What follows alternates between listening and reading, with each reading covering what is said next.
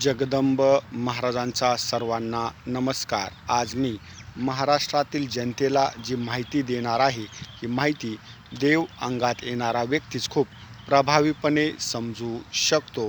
आदि माया शक्ती, महामाया, जगतजननी भवानी मातेची जी देवीय ऊर्जा आहे, संचारवार, देव अंगात येणारा प्रत्येक व्यक्ती साधना आराधना करून देवीय ऊर्जेकडून आध्यात्मिक ज्ञान संपादन करून लोकांच्या समस्या, अडचणी, दुःख, शुभ अशुभ या प्रत्येक गोष्टीवर महाराष्ट्रातील जनतेला मार्गदर्शन करू शकतो। भवानी मातेच्या भाषेमध्ये याला बघणे संबोधल्या जातं। परंतु आज महाराष्ट्रातील कित्येक देवी भक्तांच्या, माता भगिनींच्या मनामध्ये असा गैरसमज आहे की देव अंगात घेऊन मातेच्या शुभ दिवशी मंगळवार, शुक्रवार, पौर्णिमा, अमावस्या, दुर्गा अष्टमी या दिवशी लोकांच्या अडीअडचणीवर मार्गदर्शन केल्यास ते शुभ फलदायी असतं।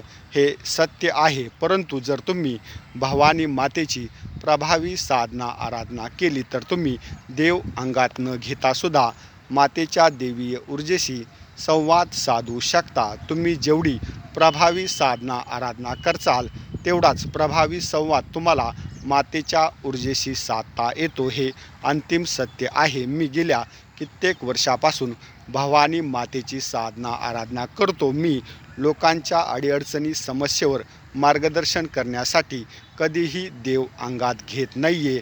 माझी साधना एवढी प्रभावी आहे आणि मला अध्यात्मातील जे सत्य समजलेलं आहे, जर तुमच्या शरीरातील तुम्ही वायुशक्ती, प्राणशक्ती साधने अंती जागृत केली तर तुम्ही भवानी मातेच्या ऊर्जेशी सहज संवाद साधून तुम्ही लोकांच्या अडीअडचणी, समस्येवर मार्गदर्शन करू शकता। ही माहिती मी महाराष्ट्रातील तमाम देवी भक्तांना एवढ्यासाठीच देत आहे की आज कित्येक माता भगिनींचा गैरसमज आहे, जर देव अंगात घेतला तरच लोकांच्या अडचणीवर मार्गदर्शन करता येतं।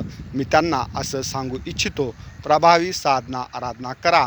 देवीय ऊर्जेशी संवाद साधणं ही सोपी गोष्ट नाही आहे। आत्ताच्या कलियुगामध्ये कठोर साधना आराधना करणारा व्यक्तीशी, ऊर्जेशी संवाद साधून लोकांचं हित साधून भवानी मातेची जी देवीय ऊर्जा आहे, संचारवार, परडी याचं नाव करून दाखवू शकतो।